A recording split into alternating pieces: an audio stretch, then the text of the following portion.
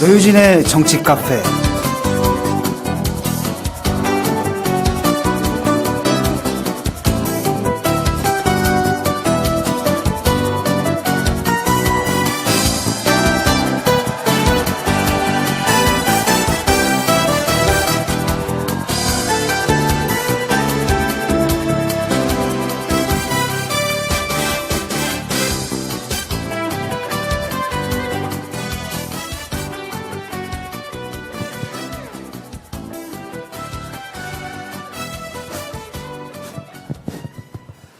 예, 안녕하세요. 정의당 당원 여러분. 정의당의 대선 승리 전진대회를 맞아서 특집으로 진행하는 노유진의 정치 카페 진행을 맡은 국민민원 진중권입니다. 안녕하세요. 앉을까요? 유시민입니다. 예, 노회찬입니다.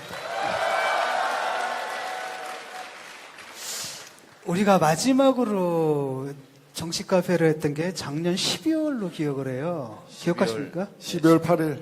예, 그 박근혜 탄핵 소추안이 의결되기 전날인데 국회 의사당 앞에 그날 또 비가 또 추적 내렸던 걸로 기억을 하는데 그날이 마지막이었고요. 이번에 또 다시 탄핵이 이제 가결이 돼가지고 대선이 열려서 다시 모이게 됐습니다. 그때 국민들의 답답한 마음을 대변하듯이 그날 참 비도 참 많이 내렸었는데요.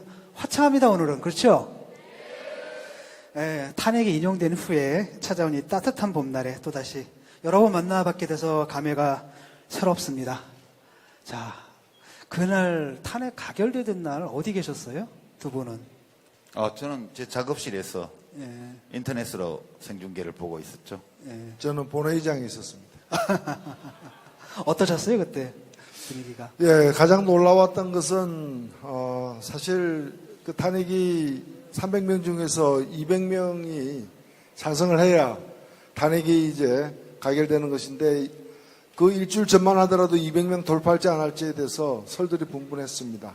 근데 그날 234명 78.4%의 찬성률로 통과되는 걸 보고 그 높은 찬성률에 투표에 참가했던 국회의원들 스스로가 놀랬던 그런 기억이 납니다. 헌재에서 이제 탄핵을 인용하지 않았습니까? 그 순간 정말 제가 마음을 졸였는데 처음에 잘 나가는 것 같더니 갑자기 1번, 2번, 3번 이래가지고 마음을 너무너무 졸였던 기억이 나는데 그때 어떻게 보셨어요? 어떤 분은 예상을 하셨다 그러더라고요. 원래 그렇게 하는 거다. 네.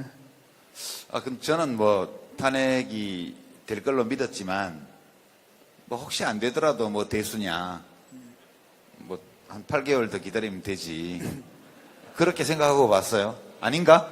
네. 안 됩니다. 원래 그 이유가 있고 이유를 길게 얘기하고 결론을 주문이라는 이름으로 결론을 말하는데 결론이 탄핵을 인용하는 거라면은 이유의 첫머리는 그 탄핵 사유를 배척하는 그런 내용을 미리 이렇게 앞에다 깐다고 해요. 그래서 앞에서 그런 부정적인 얘기가 나오는 걸 보고 받아들여지는구나 이렇게 판단한 경우도 많습니다. 예, 고수들은 이제 그렇게 보는데 저같이 마음 약한 사람은 이거 어떻게 되는 거 아닌가 가슴을 너무 졸였던 기억이 납니다. 오늘 그동안 어떻게 지내셨습니까? 지금 한 3개월 동안 우리가 이제 마지막으로 만나본 게 거의 한 3개월 전이죠? 예. 석 달을 예, 넘었죠. 바쁘셨죠? 예. 예, 넘었는데 우리 유시민 작가께서는 그냥 썰전 나와가지고 너무 화려하셔가지고. 그 옛날에 우리 정치 카페에서 하던 거 그냥 하는 건데 새삼스럽게 그렇게 말씀을 해주시니까 좀 민망하더라고요. 요즘은 연예인으로 불리신다고. 아니 얼마 전까지만 하더라도 저하고 같이 동춘 섞어서 하던 사람들인데 요새 제가 이 집권을 위한 이 뒷골목을 배회하는 사이에 두 분은 완전히 연예인 돼가지고 만나기 힘듭니다. 예, 오늘 토크 들어가가지고요. 그 토크에서 크게 세 가지 주제를 말씀을 드릴까 합니다. 하나는 박근혜 탄핵 이후에 정의로운 대한민국이 과연 이루어질까 이런 주제고요. 두 번째는 노동이 있는 민주주의 그리고 심상정, 그리고 세 번째는 19대 대선 전망과 관전 포인트를 드리는 그런 시간을 가질까 하는데요. 어떻습니까? 탄핵은 탄핵이고 이제부터 큰 과제가 생긴 것 같아요. 탄핵 이후, 그러니까 탄핵 그 자체가 목적이 아니라 탄핵을 통해 가지고 우리가 이제 이 사회에 무너진 상식과 정의와 이 모든 것을 다시 바로잡을 과제를 갖게 된 것 같은데 참 지난한 과정이죠. 선대위원장이 우선 한 말씀 하셔야죠. 예. 카네기 과제. 예, 촛불광장에서 우리 국민들이 많이 들고 있었던 팻말이 박근혜 퇴진 그리고 이게 나라냐라는 건데 현재 판결로 인해서 일단 대통령은 퇴진됐습니다. 그러나 박근혜 대통령 한 명만 끌어내렸을 뿐이지 이 사태를 만들어냈던 그 깊은 여러 가지 이유들 예를 들면 불평등이나 불공정이나 또 적폐니 하는 이런 것들은 이제 해결의 어떤 도마 위에 올려져 있을 뿐이지 아직 시작은 하지 않았다. 우리는 첫 단추만 꿰었을 뿐이지 아직 이게 나라다라고 얘기할 수 있는 제대로 된 개혁의 출발점에 서 있을 뿐이다. 그래서 앞으로 우리가 하는 일에 따라서 이번 촛불혁명의 성공한 혁명으로 기록될 것인지 실패한 혁명으로 귀결될 것인지는 앞으로 우리가 해야 할 일에 따라 달려있고 그 첫 번째 관문이 이번 19대 대통령 선거다라고 생각하고 있습니다. 탄핵했으니까 과제야 뻔하죠. 다 하시잖아요. 이제 저는 두 가지라고 생각합니다. 첫 번째는 정권 교체.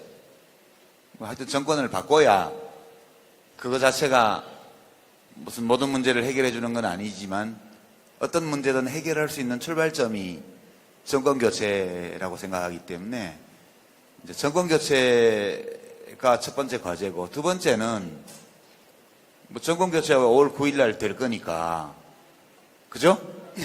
될 거잖아요. 네, 그건 될 거라서 우리 심상정 후보가 홍준표만 이기면 된다고.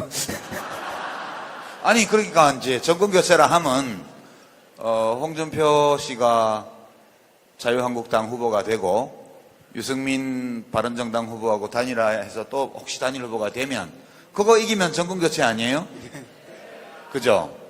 그러니까 누구든 이기면 정권교체예요. 그죠? 예. 그게 첫 번째고 두 번째는 이제 정권교체 이후에 사회개혁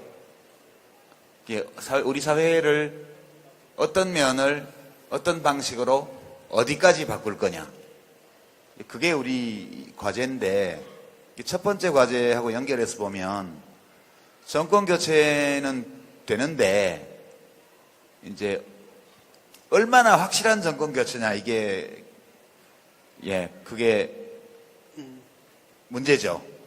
그게 그 이후에 이 사회적인 개혁이 어디까지 진행되느냐 이런 것들은 꼭 지금 야권의 어떤 후보가 1등을 하는 것 말고도 진보정당 후보가 또 얼마나 많은 국민의 신임을 얻느냐 그게 그 뒤 과정에 영향을 상당 부분 미칠 거다 저는 그렇게 이렇게 말해야 당원으로서 예, 개혁이라고 말씀하셨는데 지금 정치권에서는 이제 적폐청산이라는 말을 참 많이 하는 것 같습니다. 그러다 보니까 여기에 대한 그 저항이 벌써 시작된 것 같아요. 그러니까 조선일보죠. 3월 22일자 컬럼에 보니까 적폐청산부터 청산하자. 아니 시작도 안 했는데 적폐청산부터 청산하자 이렇게 나오는데 제가 한번 그대로 인용을 해볼게요. 적폐청산이란 말부터 청산하자. 적폐라는 말이 모호하다면 청산은 폭력적이다. 이 말은 부채청산 같은 곳에나 쓰는 말이지 역사와 사람에게 쓰이는 것이 아니다. 이렇게 얘기를 하고 있어요. 그러니까 벌써부터 저항이 시작됐는데 이 말 근데 신문에다가는 쓸 수 있는 거 아닌가요? 청산의 말을 가장 많이 써야 될 때가 역사와 사람이죠. 우리가 반민족 행위자 반민특위라고 있었지 않습니까? 반민족 행위자 특별조사위원회라고도 있었는데 이런 역사의 고비고비에 과거사에 대한 청산을 제대로 하지 못했기 때문에 여기까지 왔다라고도 볼 수 있는 것이고 지금 우리 사회의 여러 가지 모순과 부조리를 낳는 고질적인 문제 중에서 오랫동안 형성되어서 고착되어 가지고 쉽게 고치지 않는 이런 것들을 우리가 적폐라고 부르는 것이기 때문에 적폐일수록 청산해야죠. 그런데 적폐란 말도 꺼려하고 청산이라는 용어를 갖다가 두려워하는 것은 거의 적폐이거나 당사자가 청산되어야 될 사람일 가능성이 굉장히 높은 거죠. 그러니까 조선일보가 그 얘기하는 거는 자연스러운 이치라고 저는 생각됩니다. 예. 이번에 그 종편 그 심사에서 탈락했어요. 마땅한데 결국 탈락이 안 됐잖아요. 네, 이런 것들 보면은 이게 정패청산이라는 게 말처럼 쉬운 건 아니다라는 생각이 좀 듭니다. 근데 이 칼럼 순분이 뭐 이름은 모르겠는데 꼭 알만한 가치도 없을 것 같고, 그렇긴 한데, 이제 참 게을러요, 이 칼럼을. 저도 글 쓰는 입장에서 볼 때, 칼럼은 이렇게 쓰면 안 되거든요. 적폐가 모호하다면, 그때 어떻게 하죠? 사전을 찾아봐야죠. 그죠? 사전을 찾아보면, 적폐는, 오랫동안 쌓인 폐단, 이렇게 되어 있습니다. 사전에. 그러면 또 폐단이 뭐야? 그래도 폐단을 찾아보면, 일에서 무언가 잘못되어 있거나, 또는 해악이 있는 거, 이게 폐단이라고 그래요. 그러니까 이제 제가 가르쳐 드릴게요. 혹시 뭐 이거 들으시면 이분이 참조해 주시면 좋겠어요. 적폐라는 거는 오래 쌓여온 잘못된 일 또는 사회적 악, 이거를 적폐라고 그러는 건데, 그거 왜 모호하다고 그러지? 적모호하면 거울을 닦고 자기 얼굴을 보세요. 자기가 근무하는 신문사의 신문 제호를 그 거울에 비춰보면 바로 그것이 적폐임을 알 수 있죠?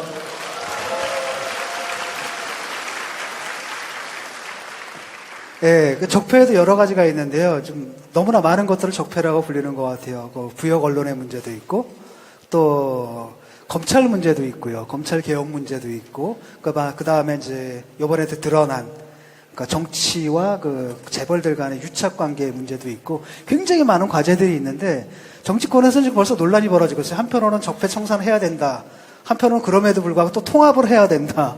그래서 도대체 어느 쪽으로 가야 될지, 또 유력한 그 야권의 후보들 사이에서도 논쟁을 좀 벌이고 있거든요. 그래서 어떻게 보면 둘 다 맞는 것 같아요. 한편은 적폐는 확실히 청산해야 되지만, 그럼에도 불구하고 이렇게 분열로 갈라진 나라를 다시 통합해야 할 과제도 있는 것 같고, 이 두 문제를 어떻게 좀 조화롭게 해결할 수 있을까요? 조화로운 해결책이 있나? 아니, 그 균이 있으면 멸균을 해야죠.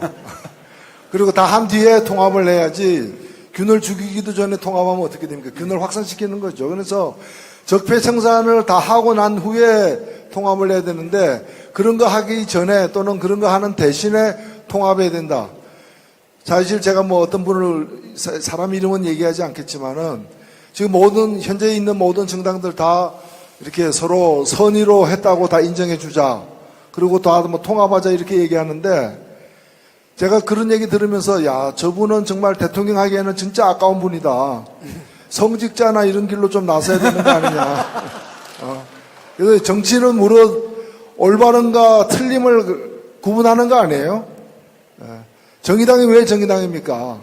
올바르지 않은 것, 의롭지 않은 것을 배척하기 위해서 정의당이 됐는데, 근데 올바르지 않은 것하고 의롭지 않은 것하고 함께 통합하라 그러면은 아니 1급수하고 4급수하고 섞으면 그게 4급수지 그게 2급수나 3급수가 되겠습니까? 그래서 저는 적폐 청산이고, 그리고 정의를 바로 세우고, 그리고 그런 과정에서 다양한 어떤 정의를 바로 세우는데 다양한 관점을 가진 세력들, 또 적폐를 청산하는 데 있어서 또 다양한 새로운 대안을 갖고 있는 세력들이 서로 공동분모를 중심으로 힘을 합치는 게 협치고, 그게 저는 연합 통합이라고 생각을 합니다. 그런 것 없이 틀린 것, 올바르지 않은 것, 또 청산해야 될 대상과 더불어서 뭘 도모하는 것은 역사를 후퇴시키고 지연시키는 것 이상 아무것도 아니라고 봅니다.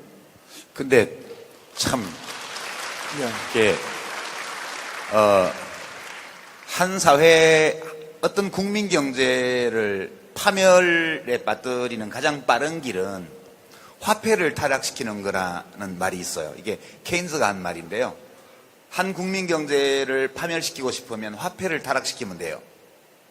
그러면 모든 거래 관계가 다 불신에 휩싸이고 저절로 경제가 이제 밑으로 꼬나박게 되어 있습니다. 한 사회를 타락시키는 제일 빠른 길은 언어를 타락시키는 거라고 저는 생각해요. 이 국론 분열이라는 용어 있잖아요. 저희 어렸을 때부터 아주 지겹도록 들었고요. 제가 20대 때는 저나 이제 노 대표님이나 뭐 우리 진중권 교수 같은 사람을 가리켜서 그때 박정희 정권 또 전두환 정권 때 언론 또 정부에서 뭐라 그랬냐면 국론 분열을 획책하는 좌경 불순 세력이라고 그랬어요. 국론 분열을 획책하는 좌경 불순 세력이요. 우리는 민주화 운동을 했는데, 그러니까 이 지금 국민이 분열되어 있다. 이게 되게 정상적인 거라고 저는 생각해요. 아니 어떻게 국민들의 의견이 하나로 모아져요? 불가능하잖아요. 우리가 의견이 다르다는 거 인정하고 그 의견들 중에서 어떤 것이 옳은지를 찾기 위해서 서로 논쟁하고 토론하고 또 경쟁하고 하는 거 아니겠습니까? 그죠? 그래서 저는 이 국론 분열은 문제다. 국민을 통합해야 된다. 이런 게 바로 적폐라고 봐요. 우리는 서로 다르다는 거 인정하고 같이 공존하면 되죠. 아까 1급수, 4급수 섞는다 말씀하셨는데요. 1급수, 4급수를 섞는 게 통합이 아니고 1급수는 상수관으로 연결하고 3급수는 농업 수로하고 연결하고 그게 통합 아니에요? 각자가 자기 상태에 맞는 그런 위치에 가 있는 거. 근데 이제 4급수가 식탁에 오르거나 이러면 곤란하겠죠. 지금 적폐는 사회의 모든 분야에서 3급수, 4급수가 음료수로 등장하는 데 있는 것이다. 저는 그렇게 생각하고 이 4급수들의 이 외침에 대해서 귀 기울이지 말자. 그렇게 말씀드립니다. 예. 아니, 국론 분열을 획책한 것도 사실이고요. 제가 좌경이란 것도 사실인데, 불순하진 않았거든요. 순수했는데. 예. 요즘 적폐청산과 관련해가지고 여러 가지 개혁 관련 법안들이 국회 통과 못하고 계류 중이죠? 예, 지금 사실 국회에서 통과된 거는 그 특검 법안, 박근혜, 최순실 등을 수사하기 위한 특검 법안하고, 그 다음에 박근혜 대통령 탄핵소추 의결안, 요 두 가지만 통과됐을 뿐이고, 나머지는 하나도 지금 통과 안 되고 있습니다. 아, 그래요? 예. 그것도 통과 못 시키면 사퇴하세요! 예. 예. 국회 해산해도 마땅합니다. 누구 흉내 좀 내봤습니다. 예, 그 중에서 가장 시급한 개혁 과제로 꼽을 수 있는 게 뭘까요, 지금? 뭐 지금 현안이 되어 있는 건 여러 개가 있습니다. 그러니까 지금 이 사태의 배경이 되었다고도 볼 수 있고, 적폐의 핵심적 내용이라도 볼 수 있는 것이 불평등에 관련된 것, 그리고 불공정에 관련된 것, 그리고 불공정을 통해서 불평등을 확산시킨 이 새 범주로다가 둘 수 있는데, 일단 재벌 체제를 갖다가 규제하기 위한 상법 개정안이 있고요. 그 다음에 검찰의 그런 이제 정치 지향적 그런 처신을 갖다가 혁파하기 위한 공수처 설치 법안, 이런 법안들이 있습니다. 근데 둘 다 지금 자유한국당이죠. 자유한국당 그 김진태 열사의 예, 곧 열사가 될 것으로 보여지는, 예, 그분이 자유한국당 법사위 간사인데 원내 대표들끼리 합의한 것조차도 이제 틀어막는 그런 행위로 인해 지금 막혀 있습니다. 예, 정의당 대선 승리 전진대 특집 노유진의 정치 카페 지금 일부 진행 중인데요. 그 첫 번째 주제에 대해서 좀 살펴봤는데 두 번째 주제를 넘어가려고 하다 보니까 두 번째 주제는 이제 자연스럽게 가야 될 때가 된 것 같습니다. 그래서 앞으로 두 번째 주제가 바로 이제 민주주의, 즉 노동이 있는 민주주의라는 주제인데요. 이 얘기를 좀 하려면 또 우리가 모셔야 할 분이 있을 것 같습니다. 그 얘기를 하거나 안 하거나 무조건 모셔야지. 우리 지금 왜 왔는데 우리 노유진 지금 삐끼 하러 왔잖아요. 예. 예. 우리 정의당의 대선 후보 심상정 후보를 소개합니다. 큰 박수로 맞아주십시오.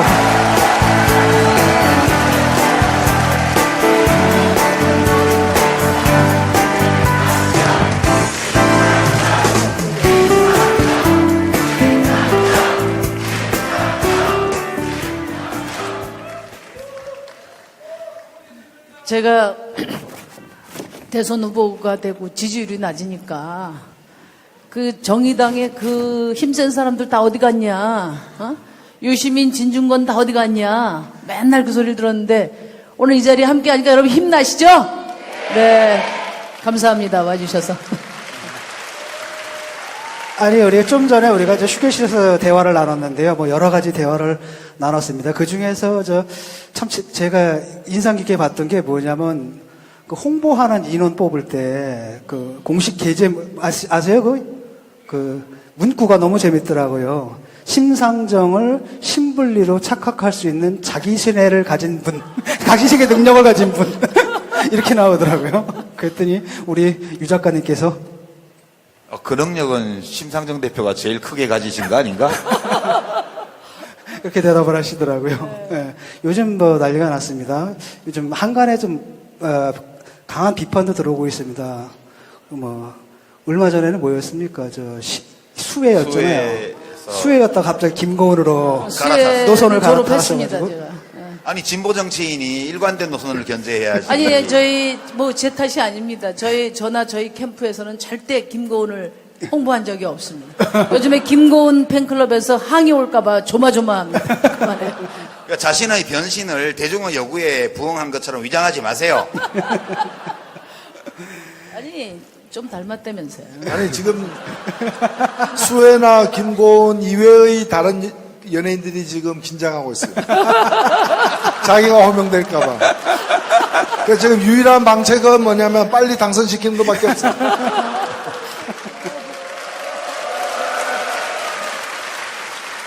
우리 심상정 후보가 대통령이 돼도 그 비선 진료 받으러 가서 김고은이라고 써놓거나 이런 일은 절대 없어요. 걱정하지 마십시오. 예. 저는 뭐 원판이 탄탄해서 걱정 안 하셔도 됩니다.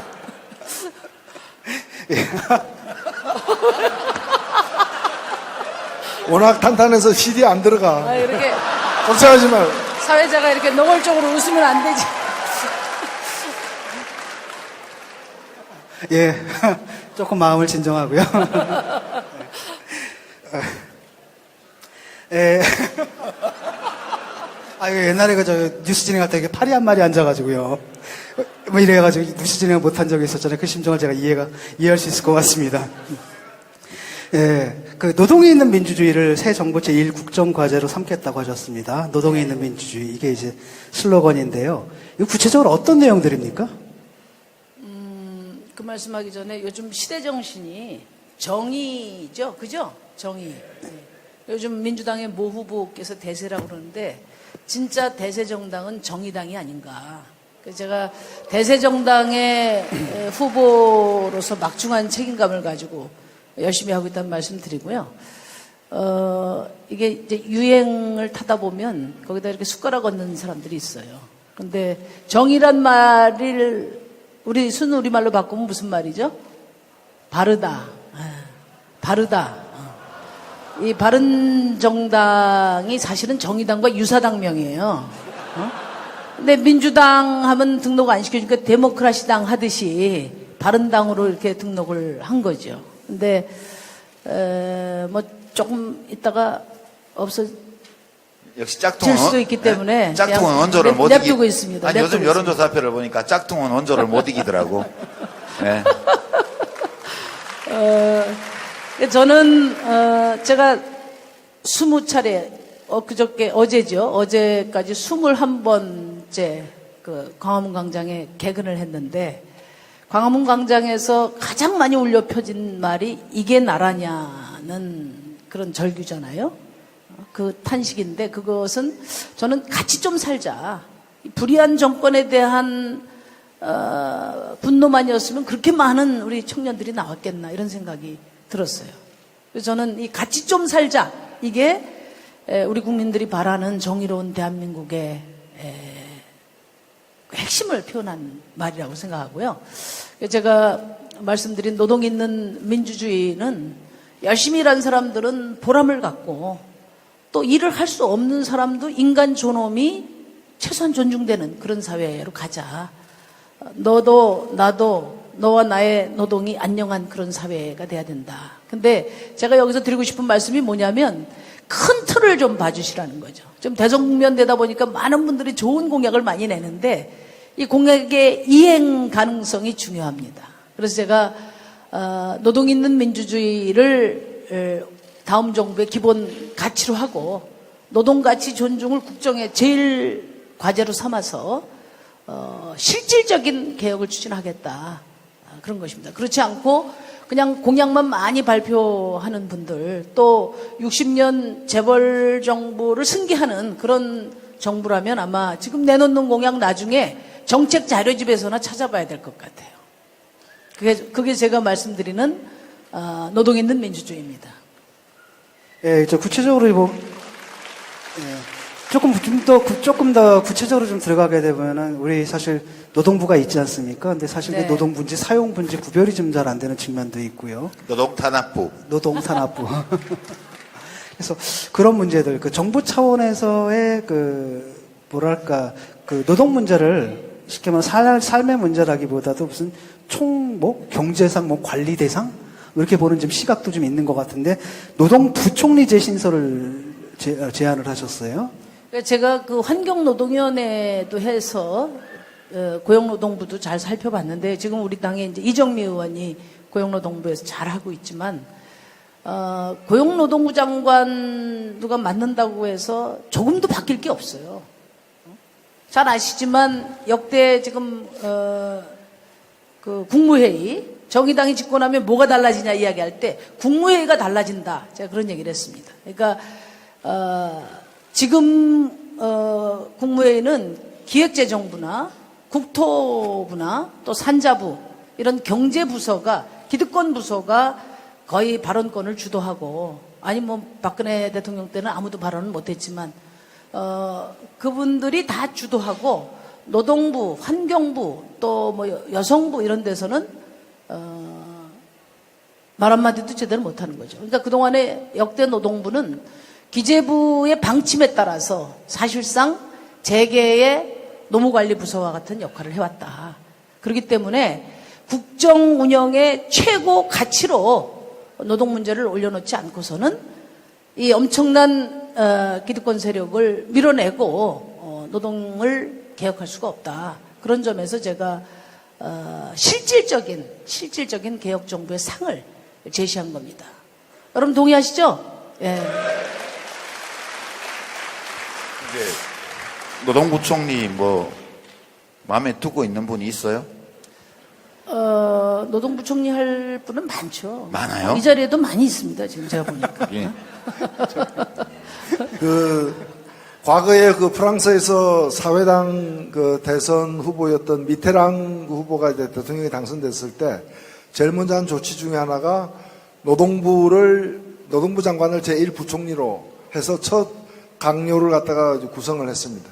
이게 한 명의 장관에 누가 앉느냐 또 그 서열이 제1이냐 제2냐도 중요하지만 결국에 노동이 있는 민주주의라는 것은 인간의 얼굴을 한 민주주의라는 것이고 대한민국의 민주주의가 그동안에 4년 후 5년마다 한 번씩 선거를 갖다가 정기적으로 치르고 선거 결과를 받아들이는 것 말고는 내용적 민주주의, 인간의 삶과 관련된 민주주의는 제대로 못 해왔고 그것이 지금 대통령을 직선제로 뽑은 지 30년이 되는 바로 올해의 가장 큰 화두가 불평등과 불공정을 척결하는 그런 적폐청산이라는 점에서 보면은 노동이 있는 민주주의, 인간의 얼굴을 한 민주주의를 만들어내는 것이 가장 어찌 시급한 과제이고 노동부 장관을 부총리로 한다는 얘기는 그런 지난 30년간 다른 어떤 새로운 시대의 막을 열겠다는 그런 의지의 표현이 아닌가.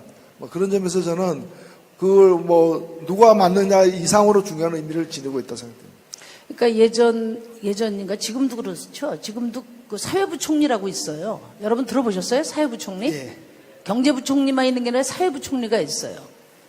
교육부 장관이 지금 사회부총리를 총괄하고 있는데 이른바 국가의 왼손, 교육, 복지, 또 노동 이런 분야를 총괄하는 그런 이제 직책을 만들어 놨는데 지금 우리 국민들 누구도 사회부총리가 있는지조차도 몰라요. 나도 몰랐어요. 몰랐어요? 그러니까 국가 운영에 그 경제 권력이 강하게 지금 들어와 있기 때문에 거기서 누구도 특히 그 경제 권력과 맞서는 그런 부처나 그런 시민들을 위한 그런 부처는 다 힘이 없어요. 하다못해 제가 보니까 그 산하 조직이 굉장히 많은데 공기업 산하 조직이 재경부 산하의 기재부 산하의 공기업들의 그 직원들 임금 수준하고 그다음에 환경부나 노동부 산하 조직의 임금 수준이 심할 경우에 한 3배 정도 차이가 납니다. 그래서 정부 부처 내에서도 기득권이 있고 또 갑이 있고 을이 있다. 지금까지는 노동은 갑을 병 수준에 있다. 병 수준에. 이것을 최우선 과제로 만들고자 하는 의지의 표현이다. 이렇게 생각해 주시면 될 것 같아요. 뭐 구체적인 체계는 아마 더 검토해서 바람직한 실효성 있는 방안을 찾아야 될 것 같습니다. 예, 또 하나가 요번에 이제 드러난 것이 다시 뭐 늘 있었던 일이긴 하지만 이번에 또 충격적으로 드러난 게 권력과 경제 사이의 유착, 정경유착이라는 건 아니겠습니까? 특히 재벌 체제가 문제인데요. 최근에 제가 그 방송 프로그램을 통해 가지고 야권의 몇몇 유력한 대선 후보들을 만나서 인터뷰를 했는데 좀 약간 충격을 받은 게 있어요.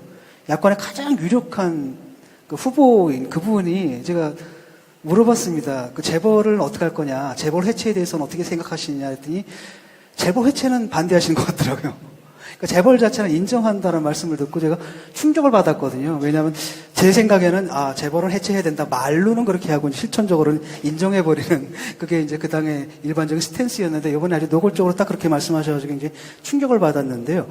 어떻게 생각하십니까? 지금 뭐 우리 노 의원께서는 그걸로 한번 곤욕도 치르셨고 그랬었는데 정의당에서 아니, 그 후보가 말씀하셔야지. 이런 거를 뭐. 우리 옆에서 좀 거들 테니까 일단 말씀해 보셔요. 네. 저야 또 이따가 또 말씀드릴 기회가 많고, 오랜만에 우리 당원들하고 만나시는 우리 유시민 당원 또 진중권 당원께서 말씀 많이 해주시면 좋을 것 같습니다.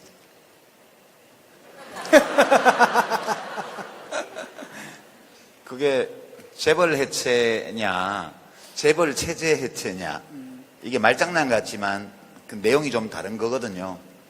그러니까 재벌을 해체한다 그러면 이거는 기업 분리를 해야 돼요. 기업 분리를.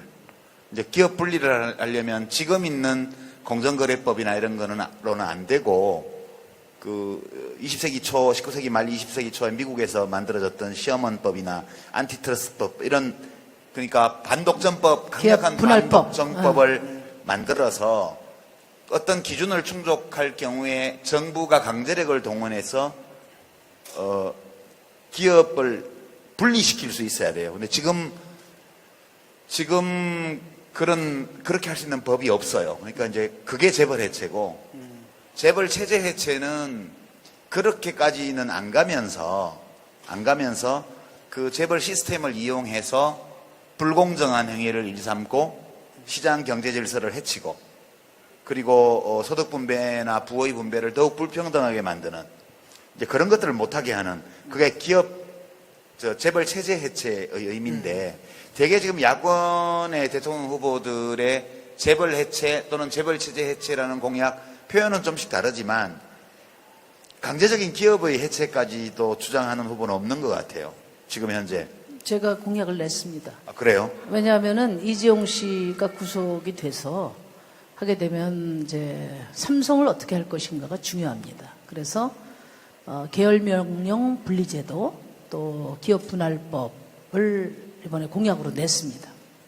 그 말씀 하시라고 제가 네, 잘 네. 따라드렸습니다. 근데 보통 이제 그 재벌 해체 이렇게 이야기하면 이제 많은 분들이 이런 것 같아요. 이재용 씨가 구속되고 지금 재벌 총수들이 다 구속되면은 경제 망하지 않냐, 가뜩이나 어려운데 좀 봐줘야 되지 않냐, 이런 말씀을 많이 하시는데, 근데 지난번에 이제 이재용 씨 수사하고 구속할 때 세계적인 그 경제 전문지들이 다 한결같이 대환영을 했어요.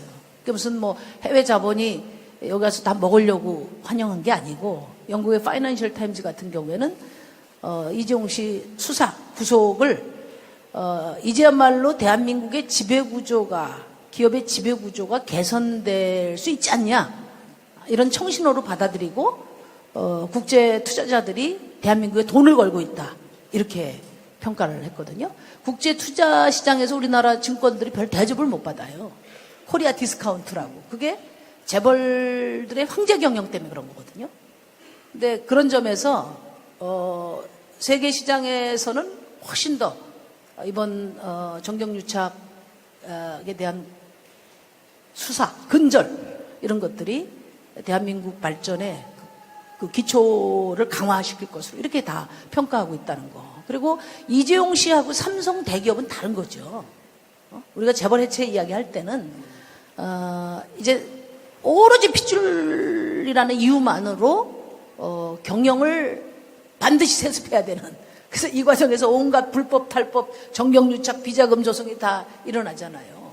그리고 그런 사람들이 이 소유권에다가 경영권까지 쥐다 보니까 그게 지금 대한민국 경제의 최대 리스크라는 거 아닙니까? 예를 들면 골목시장 침탈이라든지 또 일감 몰아주기라든지 또 뭐 원화청 불공정 거래, 이게 이 재벌 3세의 땅 짓고 헤엄치기 경영 행태하고 아주 직결돼 있다. 그래서 저희는 그냥 재벌들이 그동안에 우리 노동자들 갈취하고 불법하고 하니까 밉고 분노해서 그냥 다 처단하자 이런 얘기가 아니고 진짜 대한민국 경제의 건강한 발전을 위해서 너무나 필요하고 중요하다, 이런 생각을 갖는 겁니다. 그 연관해서 제가 하나 좀 말씀해 주시면 좋겠다는 생각에서, 지난 2월에 이제 우리나라의 경제학 연구단체, 학회, 경제학 학회들이 다 모여서 경제학 통합 학술대회를 했어요. 제가 거기 이제 토론자로 잠깐 나갔는데, 거기서 장하성 교수가 정리해서 발표한 데이터를 보면 1995년하고 2015년을 비교하니까, 그러니까 20년 동안요, 전체 국민소득 중에서 이제 민간 가계가 가져간 거, 그게 70%에서 60% 수준으로 약 10%포인트 감소했어요. 그러니까 지금 GDP 기준으로 말하면 연간 150조 원이에요. 연간 150조 원이 20년 전에는 민간 가계로 흘러갔던 돈인데 지금은 다 기업으로 가고 있다는 뜻입니다.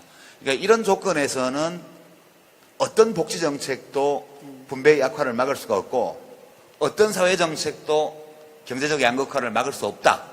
그래서 이제 이 문제를 근본적으로 해결하지 않으면 한국 경제는 그렇지 않아도 성장률이 떨어지고 있는데, 그 저성장 속에서 일어나는 그런 국민 경제의 어떤 총생산, 국민 총생산, 이것마저도 이제 못 나눈다는 이제 그 지적을 하셨더라고요. 재벌 해체, 재벌 체제 해체 뭐 어떻게 표현하든 그것도 하나의 내용이 되겠지만 그것만으로 이 문제가 해결되지는 않을 것 같아요. 그래서 제가 그 민간 가계의 소득에는 노동소득만 있는 게 아니고 자산소득도 일부 있지만 전체 큰 틀에서 보면 대부분이 근로소득이거든요.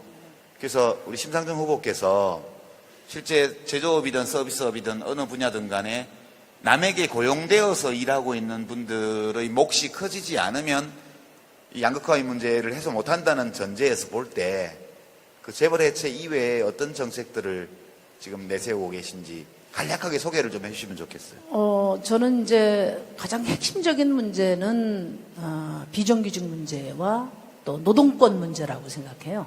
왜냐하면 정부가 모든 걸 다 해결할 수 없기 때문에 비정규직 문제, 최저임금 문제, 정부가 강력하게 정부 정책에 의해서 악화되어 온 정부 정책의 그러니까 친재벌 기득권 정치에 의해서 악화되어 온 것들을 정상화시키고, 나머지 시장 내에서는 우리 노동자들이 헌법상에 보장된 노동권과 시민권을 충분히 누리도록 해서 거기서 교섭력을 통해서 분배를 정상화시켜 나가야 된다. 그게 이제 저의 생각인데, 이번에 이제 국민 월급 300만 원 시대를 열겠다, 비정규직 정규직 하겠다, 최저임금 올리겠다 이야기하니까 퍼플리즘이라고 그래요. 퍼플리즘. 그래서 그거 포퓰리즘 해야 돼요. 아니 그죠? 그렇죠. 우리 심상정 맞아요. 후보님은 포퓰리즘을 해야 된다고 저는 생각해요. 네, 맞습니다. 인기 있는 정책 있잖아요. 막 해서. 근데 그 룰라 그 브라질 대통령이 아주 중요한 얘기 했잖아요. 노동자들에게 주는 돈은 전부 비용이라고 이야기하고 기업들에게 주는 돈은 투자라고 이야기한다. 근데 저는 어떤 말을 하고 싶으냐면, 노동자들을 벼랑 끝으로 내모는 것은 정부의 정책 의지 가지고 일방적으로 그냥 밀어붙여서 다 하면서 그것을 정상화시키는 정책들에 대해서는 늘 현실성을 따지고 예산을 따지고 또 무슨 뭐 퍼블리즘이냐 아니냐를 따진다는 거죠. 이거는 기본적으로 잘못됐다. 정부 정책에 의해서 악화된 것은 정부 정책 의지에 따라서 원위치 시킬 수 있어요. 왜 못합니까? 그리고 지금 그 월 평균 300만 원 시대를 여는 것도 간단해요. 다들 비용을 어디서 댈 거냐 이야기하는데 돈이 우리 경제 주체 중에 가계, 정부, 기업 중에 가계는 지금 뭐 가계 부채에 지금 폭발 일보 직전에 가 있고 정부도 지금 어려워요. 정부도. 그래도 좀 낫습니다. 가계보다는. 제일 돈이 많이 있는 데가 일부 대기업이에요. 그러니까 시장 경제라는 게 뭡니까? 경제 활성화라는 건 돈이 돌고 도는 게 활성화거든요. 그러니까 자본주의 이론에 따라서 생각해 볼 때도 지금 대기업에 있는 돈을 돌고 돌게 만들어야 이게 경제 활성화가 되는 거죠. 그래서 그 비용은 대기업, 원청, 프랜차이즈 본점에서 기본적으로 사회적 책임을 통해서 부담하도록 해야 된다. 그래서 제가 만든 게 살찐고양이법, 초과이익 공유제, 그리고 대리점법에서 대리점주들에게 강력한 교섭권을 부여하는 이런 제도를 통해서 이것이 중소기업이나 또 영세 자영업자들에게 전가되는 것이 아니라 지금까지 그 혜택을 몽졸이 다 누린 대기업하고 원청, 대리점주 본점에서 부담하도록 하겠다. 그 구체적인 실행 계획을 제가 이번에 공약으로 다 냈습니다. 예. 우리 루비가 특히 그 살찐고양이법에 관심이 참 많더라고요. 살이 쪘습니다. 예, 3대 압착 플랜을 제시하셨잖아요. 그 최저임금 연동제라든지 초과이익 공유제라든지 그다음에 아동 청소년하고 노인들 기본소득제라든지 간단하게 좀 설명 좀 해주시죠. 최저임금 연동제는 뭡니까? 그러니까 지금 그 전 세계의 그 선진 자본주의 국가 정상들이 지금 가장 이 저성장 시대에 주력하고 있는 게 최저임금 인상이거든요. 최저임금 인상하고 동일노동 동일임금 원칙을 강화하는 거. 뭐 오바마 전 대통령이나 또 뭐 메르켈이나 아베 전 총리도 지금 이거 가지고 사활을 걸고 있어요. 근데 우리나라는 최저임금 1만 원 인상 관련해서 아까 우리 유시민 작가께서 말씀하셨지만 지난 한 10여 년 동안 평균 물가 상승률보다도 못하게 올린 거예요. 그러니까 지금 제가 말씀드리는 1만 원은 매년 16% 정도 인상하면 되는데 노태우 정부 때, 김대중 정부 때 16% 연간 올렸어요. 그리고 노무현 정부 때도 12%, 13% 올렸다고요. 근데 이게 이명박, 박근혜 정부 때 들어오면서 한 자릿수로 떨어진 거예요. 그것까지 다 도둑질해 간 거예요. 그러니까 그것을 하면서 늘 누구에게 핑계를 대냐면은 중소자영업자들 핑계를 댄다고요. 그래서 많이 버는 고임금 사장들도 최저임금과 연동해서 임금 상한제를 도입하자. 그게 이제 10배. 핵심이에요. 공기업은 10배. 10배. 민간은 한 30배 정도 됩니다. 그러니까 니들 돈 더 받고 싶으면 아래부터 올려라 이런 뜻인가요? 지금 아까도 이제 말씀하셨지만은 민간 부분보다 기업이 더 이렇게 더 많이 성장하게 된 것은 그 지난 20년간 장하성 교수가 얘기한 그 20년간 모든 자원 분배나 투자에 있어서 기업을 우선시했기 때문입니다. 예를 들면은 20년 전에 비해서 현재 우리 한국 기업의 기업 총부채가 2분의 1로 줄어들었어요. 근데 그 같은 기간 동안 가계부채가 4배가 늘었거든요. 그러니까 8배 차이로 벌어진 이 이유가 각 가정들은 좀 태만하고 기업들은 부지런해서가 아니라 예를 들면 우리가 국민의 세금을 이루어진 공적자금 하나라도 어디로 갔습니까? 주로 대기업 중에서도 재벌 대기업에 가지 그 위태위태한 골목에 있는 통닭집 이런 데 공적자금 간 역사가 없는 거거든요. 그래서 자원 분배에 있어서 다 우선적으로 그쪽을 배려했기 때문에 점점 더 양극화가 이제 거기서 이루어진 것인데 이걸 바로잡는 여러 노력 중에 지금 심상정 후보가 또 정의당이 내놓고 있는 공약의 대부분은 뭔가 하면은 이미 발생한 격차를 좁히기 위해서 복지를 동원하는 것보다는 그 이전에 이 격차가 덜 벌어지게 하기 위한 1차 분배 과정에 개입하는 거예요. 지금 최고임금, 최저임금 연동제도 마찬가지고 초과이익 공유제도 그렇고 다 뭔가 하면은 사회적 재분배 과정에서 약자를 위해서 더 몫을 늘리는 것도 우리는 추진하지만 그 이전에 그러니까 병 주고 약 주면 안 된다 이게. 병 나는 것부터 시작해서 병이 덜 발생하도록 해야지 이미 병이 나 있는 상태에서 약을 더 많이 주는 게임에 우리가 더 많은 약을 주겠다는 게임으로 가지 않겠다라는 좀 그런 의지의 표현이라고 저는 봅니다. 제가 한 말씀만 더 붙일게요. 좀 우스개처럼 들리실 텐데, 제 경제학자들은 이렇게 얘기를 해요. 노동시장에서 이루어지는 보상은 생산성 격차 때문에 그렇다. 그렇게 얘기를 해요. 그러니까 생산성이 높으면 돈을 많이 줄 수 있고, 돈을 적게 주는 건 생산성이 낮아서 그렇다. 그렇게 얘기를 해요. 근데 제가 최근에 어느 상장회사의 사회이사가 됐는데요. 이사회를 가봤더니 처음 가봤습니다. 주총에서 저를 사회이사로 이제 해주고, 주총이 문을 닫은 이제 끝나고 나니까 곧바로 이사회를 열었어요. 이사회에서 맨 먼저 한 일이 주주총회에서 금년도 그 임원 보수 상한액, 그거를 이제 주총회에서 승인을 받은 다음에 그 상한액 범위 안에서 이사들이 모여서 자기들 월급을 결정하는 거예요. 아니, 거기 무슨 생산성 지표가 있는 게 아니더라고요. 그냥 그 어떤 재벌 회장은 감옥에 앉아가지고도 연봉을 300억 받았잖아요. 그럼 그 사람이 300억 원어치의 부가가치를 그 기업에 만들어줘서 받은 게 아니고 그 사람이 자기 연봉을 결정할 수 있는 권력이 있기 때문에 300억이 된 거예요. 그래서 이게 임금격차에 관해서 경제학자들은 마치 자연법칙 비슷한 정의로운 법칙이 있는 것처럼 말하지만 그거 다 거짓말이거든요. 분배라는 거는 우리가 마음먹기 달린 거라고 제가 경제학도로서 양심상 말씀드리고요. 우리 정의당과 심상정 후보의 공약은 그런 경제적 법칙에 어긋나는 그런 포퓰리스트 공약이 아니고 우리가 마음먹으면 바꿀 수 있는 우리 사회의 분배 상태를 우리가 가지고 있는 건전한 상식과 양식, 우리가 가지고 있는 선한 본능, 옳고 그름을 가릴 수 있는 능력, 이런 거에 맞게 제안한 거기 때문에 포퓰리스트라고 욕하는 사람이 있으면 발로 한 대 차주세요. 예. 근데 방금 그 말씀하신 기업 총수가 감옥에 갔는데 감옥에 가서 그 사람이 2년 4개월 있었습니다. 근데 연봉을 갖다가 300억씩 줘가지고 그때 노유준에서도 한번 다루고 저도 욕을 크게 했는데 나중에 제가 후회를 했어요. 아, 이분이 300억 받을 만하다. 왜냐면은 그분이 감옥에 가 있는 동안에 그 SK 그 주가가 올랐죠. 주가가 올라가지고 그분이 계속 감옥에 있으면 계속 올랐을 텐데. 그러니까 삼성전자도 저는 그런 점에서 끄떡이 없다고 생각됩니다. 그럼 이재용 부회장도 연봉을 올려줘야 되겠네. 아니요, 최근에 제가 처음 인터뷰해본 데가 최근에 두 군데가 있었는데 월스트리트 저널하고 알자지라 방송에서 왔어요. 근데 둘 다 왜 왔느냐면은 이재용이 들어가면서 삼성전자의 가치가 올라가고 있다고 자기들은 보고 있다.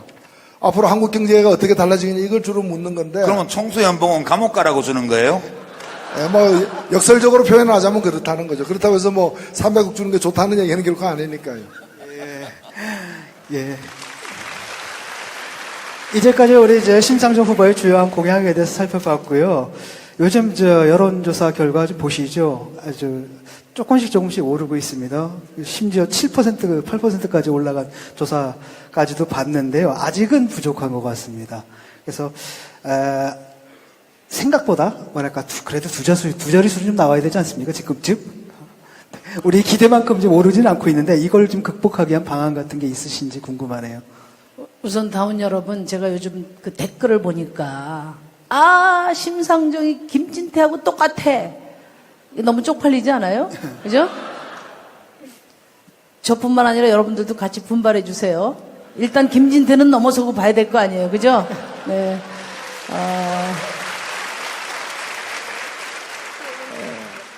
저는 이제 패족이라고 할 만한 자유한국당이 지금 한 15% 정도 나오잖아요. 그죠?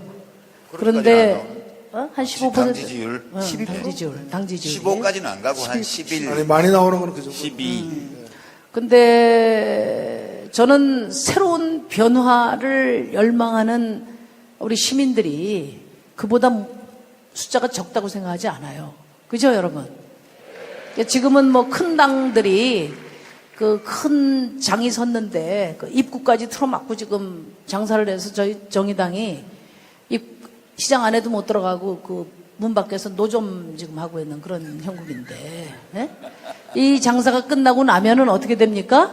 저는 실질적 변화를 열망하는 시민들은 다 정의당으로 올 겁니다. 민주당에서 대량 난민 사태가 날 수 있도록 제가 확실히 하겠습니다, 여러분.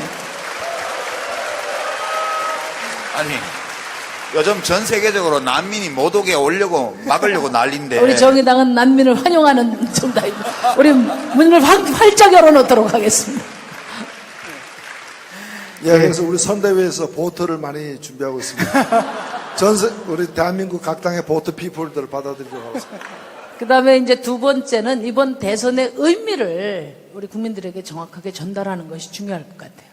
당선자 한 사람 정하는 것으로 끝나면 진짜 대한민국 미래가 없습니다.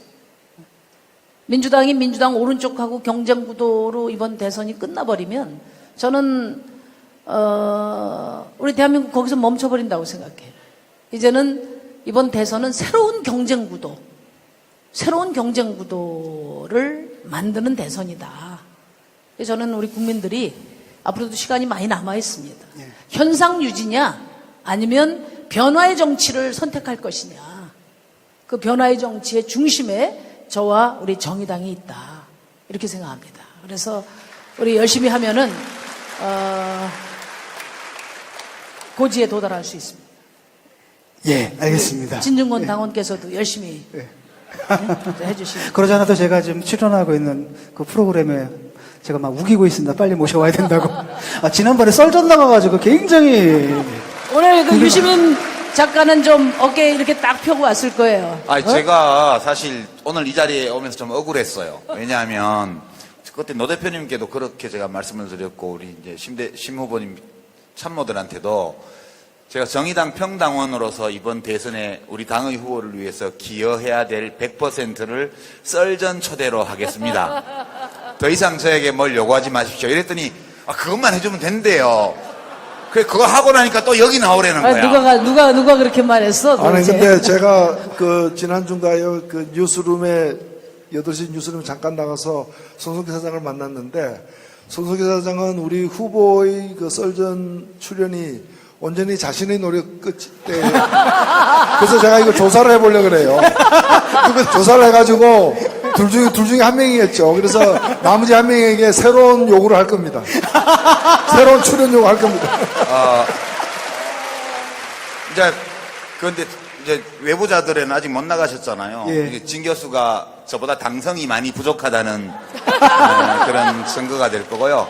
제가 우리 심 후보를 썰전에 모시기 위해서 무려 3주간 낮은 포복 자세로 JTBC를 출입하면서 관계된 모든 관계자들에게 제가 했거든요.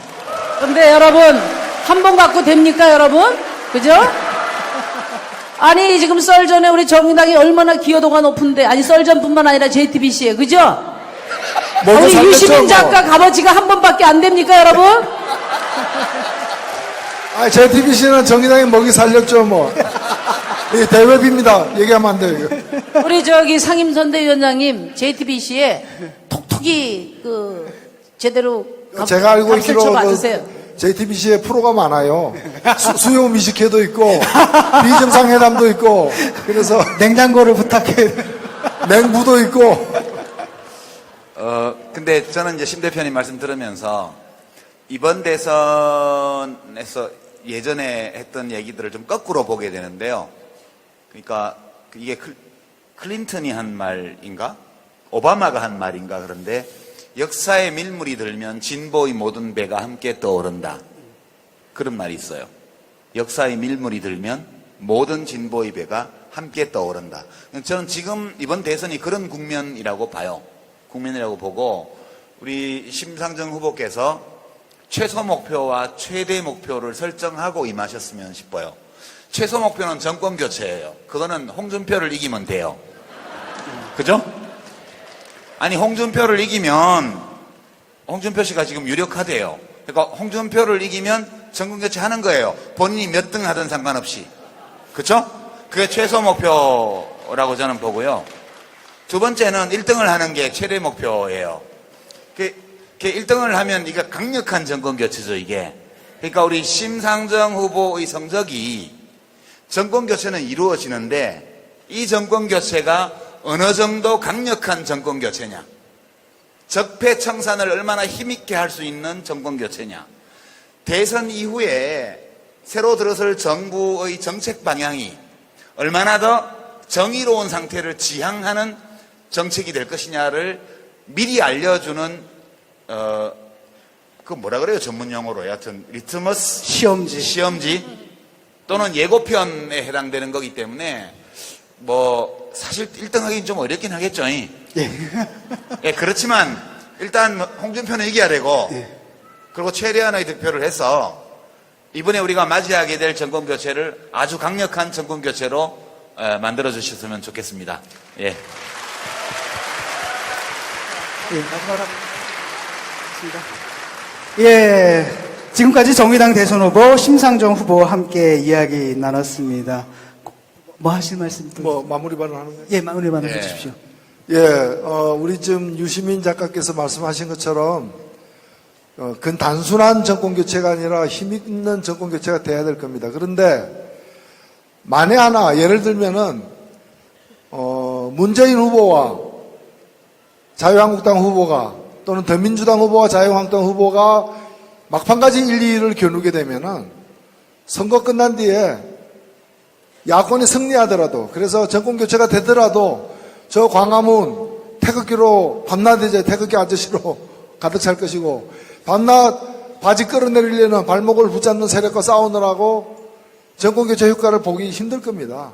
그래서 정말 차기 정권이 제대로 적폐 청산을 하고 촛불 정신을 이어받으려면은 이번 대선이 민주당 후보와 정의당 후보가 1, 2를 다투는 그런 대선이 돼야 되는 거 아닙니까? 아니 대통령까지 탄핵시킨 마당에 자유한국당 후보가 1, 2를 다투는 한 축을 담당한다면은 전 세계에서 대한민국 어떻게 보겠어요? 저 정신 있는 사람으로 보겠어요? 우리 자존심을 해서도 반드시 우리 정의당이 1, 2를 다투는 후보의 하나가 돼야 되지 않겠습니까, 여러분? 마무리. 아, 예. 요즘 분위기가 많이 바뀌었습니다. 아, 그래요? 예, 잠시 외출 가 있는 동안에 우리 당 분위기가 많이 바뀌었어요. 조금 저- 기준을 세게 해주세요. 아, 저보고, 제가 출연한 방송 제작진에서 방송국 밖에서는 대통령 후보하고 사진 찍히지 말라고 그러더라고요. 그래서 진 교수 여기 앉고 저쪽에 심 대표 앉으시라고 그랬는데, 시나리오도 그렇게 돼 있는데, 이상하게 앉았어, 지금.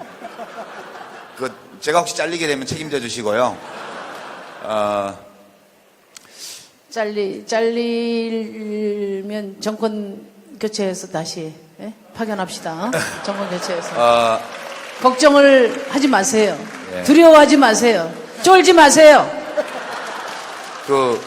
지금 단상에 있는 네 사람 중에 여당 집권 세력 해본 사람 저밖에 없어서 한 말씀만 마무리 삼아 드리면, 지금 1등하고 있는 후보의 캠프에는 되게 많은 사람들이 몰려들고 있죠. 언론에서 매일 보십니다. 집권하고 나면 대체로 어떤 일이 일어날 거리라는 것을 대체로 예측할 수 있어요. 그게 대통령 당선자의 여러 가지 정책에 대한 입장, 그 참모들의 태도, 주변의 분위기 이런 것들이 영향을 주거든요. 그래서 제가 걱정하는 거는 해보기도 전에 또 물렁물렁해지는 거 아닌가. 그 걱정이 제일 커요. 나중에 욕을 먹는 한이 있더라도 MB가 뭐 사대강 파헤치는 것처럼 우리도 뭐 좀 정의를 위해서 뭐 좀 파헤쳐 보자고요. 나중에 어떻게 될 값이라도.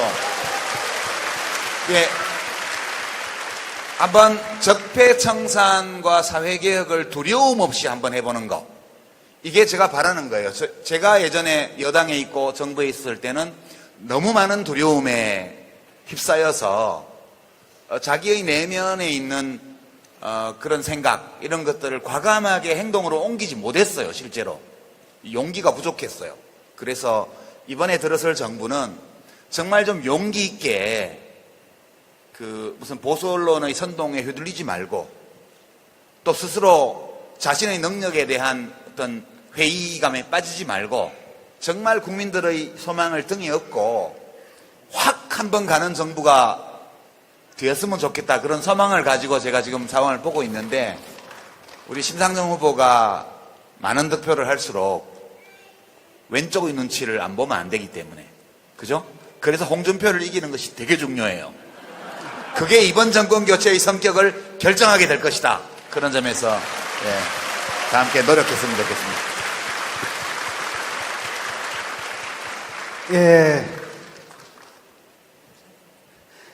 지금 저 단상에 계신 분들 중에서 집권 경험이 있는 유일한 분이신데요. 그때 이제 그 정권의 문제점이 뭐였냐면, 이제 깜빡이를 왼쪽 켜고 우회전했던 거. 그거 아니라니까. 그래서 그런 일이 없도록. 이 얘기 시작하면 오늘 여기 또 몇 시간 해야 돼요. 그러니까 여기서. 그런 일이 없으려면 역시 이번 대선에서 우리 정의당이 얼마나 약진하느냐, 이게 정권 교체 성격을 결정할 것이다, 이렇게 말씀드리도록 하겠습니다. 87년 이후로 처음 치러지는 5월 대선이죠. 세월호 인양처럼 진실이 수면 위로 떠오르고 정의가 승리하는 5월이 됐으면 하고요. 또 장미 대선이라고 하더라고요. 이 별명처럼 이번 대선이 정말 대한민국 민주주의가 장미꽃처럼 아름답게 피어나는 계기가 되었으면 합니다. 그리고 거기서 우리 정의당의 역할이 매우 중요하다는 말씀 드리고요. 오늘 나와주신 심상정 후보께 박수 부탁드립니다. 수고하셨습니다. 놀리는 정치 카페 우리 유시민 여기서 진중권 마치겠습니다. 후보께 더 큰 박수 부탁드립니다. 함께해 주신 여러분 고맙습니다.